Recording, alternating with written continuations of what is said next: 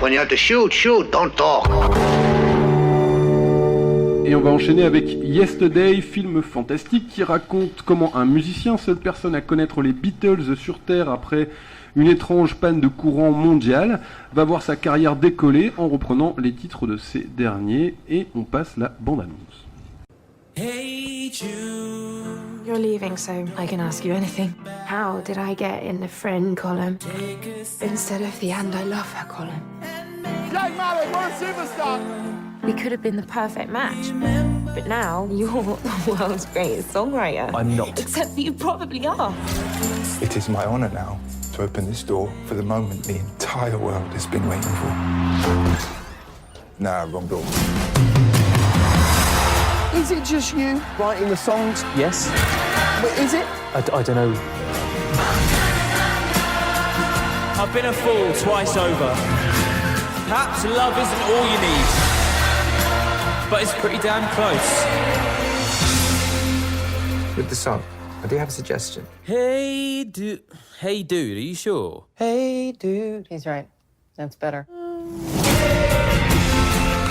Voilà, donc c'est réalisé par Danny Boyle et écrit par Richard Curtis, et au casting on retrouve Himesh Patel dont c'est le premier film, Lily James et Ed Sheeran, et à la composition on a John Lennon et Paul McCartney. Pour en parler, je vais faire ça avec toi, Fabrice. C'est la dernière fois tu t'étais occupé de Rocketman, là tu fais Yesterday, on t'a un peu accolé les films musicaux, on sait que t'aimes ça, donc tu vas pouvoir me dire ce que t'en penses. Je sais que t'as pas trop apprécié le film. Alors ça va être un peu plus compliqué que pour Golden Glove, parce que en dehors du fait d'avoir vraiment apprécié réentendre les Beatles, qui est un groupe que j'aime beaucoup, je n'ai rien d'autre à dire. Voilà, merci, c'est tout. Non, j'exagère un petit peu. En fait, moi, la bande-annonce, même si c'est vrai qu'elle sentait le truc un peu cliché, m'avait donné envie, quoi. Le pitch, voilà, le film un peu sympa. C'est toi qui nous l'as proposé d'ailleurs. C'est moi qui en avais parlé, oui. Après, pour le cas du réalisateur Danny Boyle, personnellement, je trouve que sa filmo est vraiment en dents de scie. Moi, je suis pas un grand fan de Danny Boyle. Je trouve que c'est quelqu'un qui fait les choses proprement, mais sans jamais vraiment il y a rien de vraiment inventif. Il y a ce côté un peu publicité, c'est toujours des belles images. Mais voilà, il a tendance un peu à filmer comme une pub de Coca-Cola. C'est ça, il n'y a pas de fantaisie. Il a tendance à toujours tout lisser. Je pense notamment à 127 heures, qui racontait l'histoire d'un gars qui était resté bloqué dans une crevasse, accroché avec un rocher coincé à son bras, avec James Franco. Qui, pour le coup, par rapport au bouquin que j'avais lu, ne représentait pas du tout ce que la personne a dû ressentir. On aurait clairement dit une pub pour faites vos vacances, coincez-vous dans une crevasse et amusez-vous bien, quoi. Ouais, t'es dur. Non, voilà, j'ai vraiment du mal. Alors qu'un de mes films préférés, pourtant, est de Danny Boyle. Je pense savoir lequel c'est. C'est lequel? C'est 28 jours plus tard, non? Eh non, c'est Slumdog Millionaire. Non, pas du tout, oui. C'est 28 jours plus tard. Mais qui pour le coup était vachement plus travaillé, vachement plus inspiré, de bonnes inspirations, je pense. Donc voilà, en ce qui concerne Yesterday, comme tu le disais tout à l'heure, on se retrouve dans un monde où on ne sait pas trop pourquoi. Apparemment, les coupures de courant, c'est assez dangereux. Ça supprime des groupes, et là, pour le coup, ça a supprimé les Beatles. Les Beatles n'ont jamais existé. Ça aurait pu supprimer Maître Gims, mais non, ils ont oui, préféré non, les Beatles. Ouais, c'est ça. En plus, on comprend pas trop pourquoi. Il y a tellement d'autres choses qu'on pourrait supprimer. Mais bon, ne rentrons pas dans le débat. Chacun ses goûts. Donc voilà, on part sur donc j'ai oublié le nom de l'acteur, Himesh Patel. Un personnage principal qui est un musicien qui essaye de gagner sa vie avec sa musique, mais qui n'y arrive pas trop, qui se contente un peu raté, qui fait des anniversaires ou la fin d'un bingo de vieilles personnes un dimanche après-midi. C'est ça. Et donc arrive cet événement, cette coupure de courant mondial, qui donc... Enfin, comment amener ça? Oui, donc il est à un repas avec son ami. Moi déjà, j'avais pas du tout compris, j'ai trouvé que c'était amené très bizarrement. C'est peut-être moi, mais depuis le départ, j'avais déjà l'impression qu'il voulait nous faire comprendre directement que C'était sa petite amie. Sa petite amie. Mhm. Alors que non, c'est une amie, mais donc ça, c'est le deuxième personnage principal, vu que c'est surtout une romance avant tout, hein, une romance fort kitsch. C'est ce que j'allais dire, c'est qu'on a l'impression que le côté fantastique n'intéresse pas du tout Richard Curtis et Danny Boyle. Ce qui les intéresse, c'est l'amourette entre Jake Malik et l'actrice qui s'appelle Lily James. Et en effet, donc voilà, il est à ce repas avec des amis, il commence à pousser la chansonnette, une chanson des Beatles, personne ne reconnaît, ils sont ébahis, ouais, c'est quoi, c'est magnifique. Donc voilà, il n'exploite à aucun moment, je trouve, le concept dans le film. C'est assez intéressant, je trouvais de base, en fait, ça peut être vraiment chouette, surtout que, sans vouloir spoiler, il n'y a pas que les Beatles qui ont disparu, il y a d'autres éléments, et c'est plus mis dans le film en termes d'anecdotes. De blagues. De blagues. C'est blagues récurrentes un peu du film. C'est exactement comme le fait que les Beatles n'existent plus, c'est juste une utilisation, mais on ne va jamais plus loin, alors que je pense que en le prenant dans un autre angle, le film aurait vraiment pu être intéressant. Mais ça tombe à plat. Donc l'artiste reprend les différentes chansons. Peu à peu, sa carrière commence à décoller. Il commence à se faire entourer par les personnes les plus clichés du monde de la musique. Hein, entre la productrice véreuse... qui est vraiment immonde avec lui. Qui est vraiment. Alors, par contre, ça pour le coup, c'est traité. C'est à la limite de la caricature, c'est-à-dire c'est que complètement caricatural. Les studios en prennent plein leur tête. C'est les méchants studios. C'est tous d'affreux Jojo qui veulent piquer l'argent aux artistes, etc. Et même Ed Sheeran, parce qu'on n'a pas précisé, mais il y a quand même Ed Sheeran dans le film, qui passe pour un odieux connard. Il est l'archétype du musicien jaloux, envieux, imbu de sa personne et tout, mais en même temps pas trop, parce qu'il faut pas trop égratigner l'image de Ed Sheeran, donc il y a une espèce d'entre-deux un peu bizarre là-dedans. Oui. Ah, excusez-moi. Je vous pose une question. Vas-y. Je voulais savoir, est-ce que ce projet était à la base porté par Danny Boyle? Enfin, est-ce que c'était un projet que lui voulait réaliser, ou il est juste fait office, entre guillemets, de Yes Man pour adapter un scénario? Alors, parce que moi, à la vision du film, pour moi, c'est vraiment plus un film de Richard Curtis qu'un film de Danny Boyle.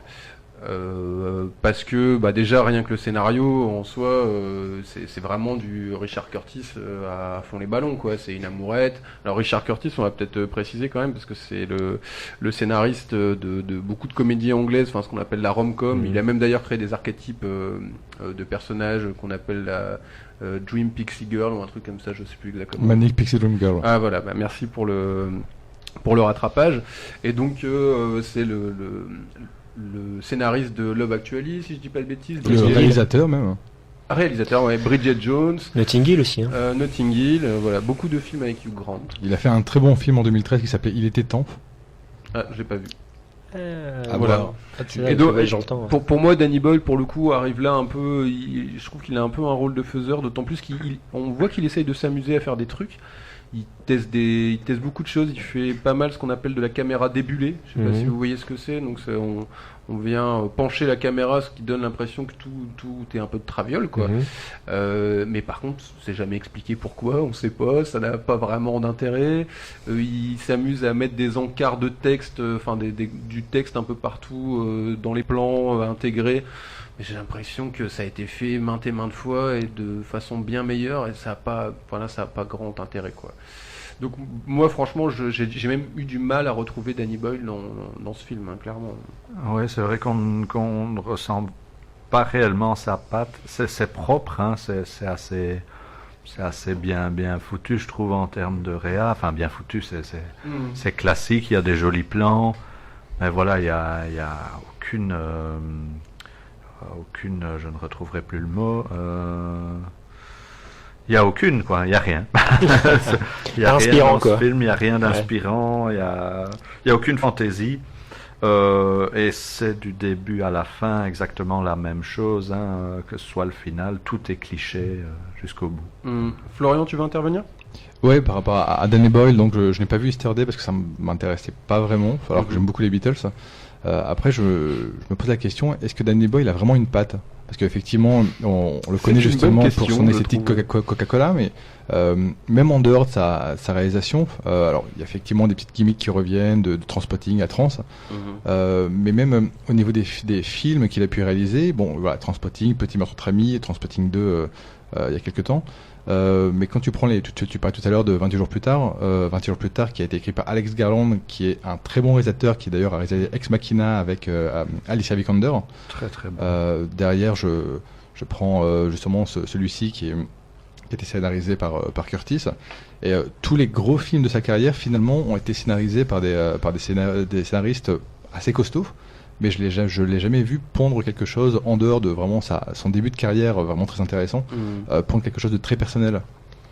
Ouais, non, c'est finalement jamais vraiment personnel. Moi, quand je parlais je sais plus si j'ai parlé de pas de Danny Boyle, mais c'est vraiment visuellement qu'il y a toujours un truc qui revient, à part dans 28 jours plus tard, 28 semaines plus tard, où c'est assez différent.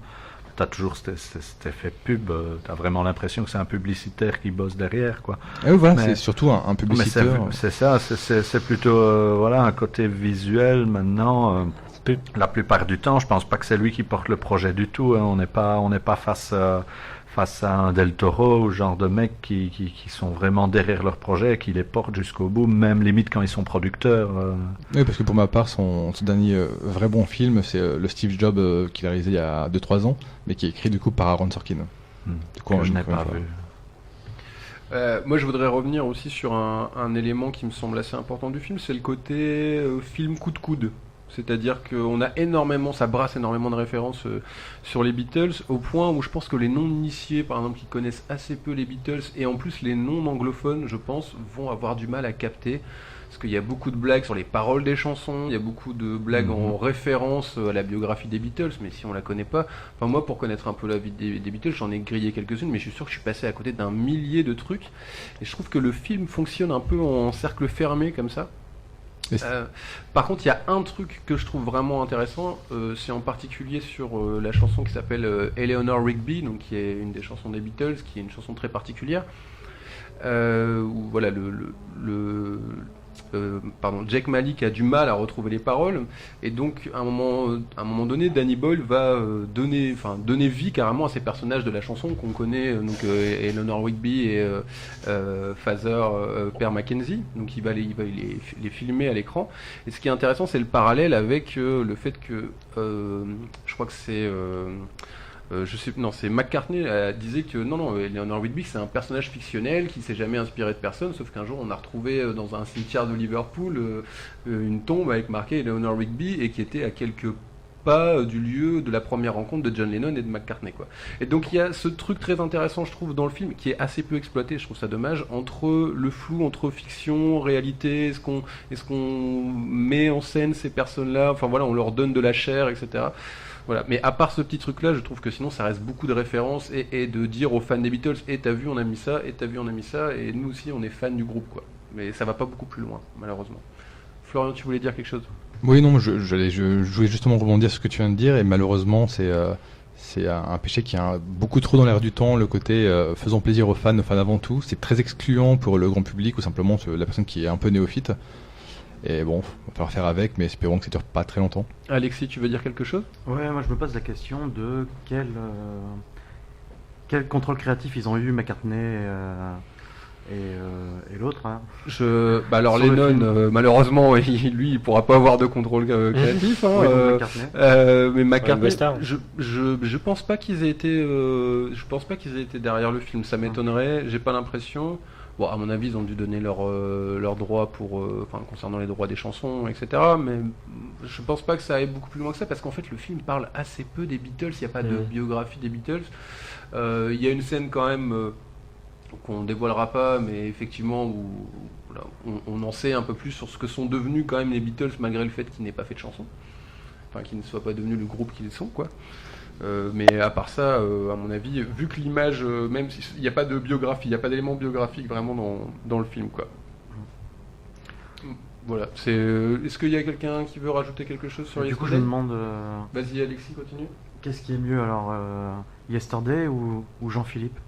J'avais posé la question parce que justement apparemment il y a un débat sur apparemment Danny Boyle ou en tout cas la production. J'ai cru lire qu'il y avait des soucis de plagiat apparemment. Alors je sais pas si c'est en rapport avec Jean-Philippe justement, mais apparemment il y a aussi une bande dessinée qui est sortie qui s'appelait Yesterday et qui apparemment raconte sensiblement la même histoire hein, avec un héros qui a le même nom et bande dessinée qui apparemment n'est plus éditée. Donc il y a des problèmes maintenant sur la notion de droit, mais j'ai lu ça là quelque part comme quoi il y aurait un litige autour de ce film quand même quoi. C'est une bande dessinée indépendante, c'est David Blow qui a écrit ça, j'ai oublié le nom du dessinateur. Effectivement il y a pas mal de similitudes dont le nom de la bande dessinée qui s'appelle aussi Yesterday, c'est aussi un musicien qui va reprendre les chansons des Beatles, sauf que en fait, le plagiat pour moi a pas trop lieu d'être parce que si ce n'est le postulat de départ, j'ai lu la bande dessinée parce que l'auteur l'a mis en ligne gratuitement. D'ailleurs, c'est une BD qui est pas terminée, c'est une BD qui est au premier tome et qui s'arrête, on va dire, au tout début de l'histoire, quoi. Et je pense que l'accusation de plagiat, finalement, elle a assez peu lieu d'être. Finalement, après avoir lu la bande dessinée, il y a effectivement des similitudes. Alors c'est pas le nom du personnage principal, c'est le nom de la copine du personnage principal qui est effectivement le même. Voilà. Après moi, j'ai pas l'impression que ce soit vraiment pompé plus que ça. Je pense qu'effectivement l'idée a dû tourner. Ils se sont dit tiens c'est pas con, mais ils en ont fait autre chose. Ils en ont vraiment fait autre chose. Il y a un postulat de départ qui ressemble beaucoup, mais ils en ont vraiment fait quelque chose d'autre. Voilà. Et pour Jean-Philippe, là c'est. Je peux pas participer au débat, je n'ai même pas vu Jean-Philippe. Okay. Écoute, moi j'aime beaucoup ce film avec Fabrice Lucchini, qui part du postulat à peu près équivalent. Hein, pas loin. C'est-à-dire que c'est le plus grand fan de Johnny au nord de Paris et qui du jour au lendemain, je sais plus si c'est après un orage ou. Il se réveille ou une bagnole. Quand une histoire d'électricité. Et plus personne ne connaît Johnny, quoi. Et donc il va faire l'inverse, parce que comme il sait pas chanter, il va se mettre en tête d'aller à la recherche du Johnny, hein, donc qui s'appelle toujours Jean-Philippe Smet, dont le nom du film, et il va essayer d'en faire une rockstar absolument, quoi. Bon voilà, le film est pas inintéressant, ça reste un petit film sympa avec Fabrice Lucchini. Est-ce qu'on a fait le tour sur Yesterday, Bliss, ou tu veux dire encore quelque chose? Moi je voulais juste m'excuser auprès de nos auditeurs parce que finalement je n'en ai pas dit grand chose et c'est pour une simple raison, c'est que ce film ne m'a tellement pas marqué que je l'ai vu il y a 4-5 jours et j'ai déjà plus ou moins oublié la plupart des choses qui se passent dedans, c'est-à-dire pas grand-chose. Voilà. Mais t'as pas d'affection particulière avec les scénarios de Richard Curtis déjà à la base, que ce soit Bridget Jones ou... Non, pas du tout. J'ai déjà des problèmes avec tout ce qui est film d'amour. Je trouve qu'il y en a des très très très très bons, mais les scénarios de Curtis, pour moi, ça fait partie vraiment de ce qu'on a de plus global en film d'amour, du vu, revu et revu encore et encore. Alors moi, je suis pas un grand fan de l'univers, mais j'arrive à reconnaître ses qualités de scénariste, en particulier sur les personnages. Je trouve toujours qu'il arrive à les rendre attachants. Dans la plupart des comédies, même Coup de foudre à Notting Hill, voilà, je trouve ça pas trop mal, quoi. C'est personnel là-dessus. Donc visiblement ça t'a pas transcendé. Non, ça ne m'a pas transcendé. Je conseillerais plus d'autres films dans le style film d'amour. T'en as deux, trois en tête ou pas Oh ouais, Cashback par exemple. Elle s'appelle Ruby Sparks. Oui. Du réalisateur qui avait fait Little Miss Sunshine, si je ne dis pas de bêtises. Oui, je pense que c'est le même réa.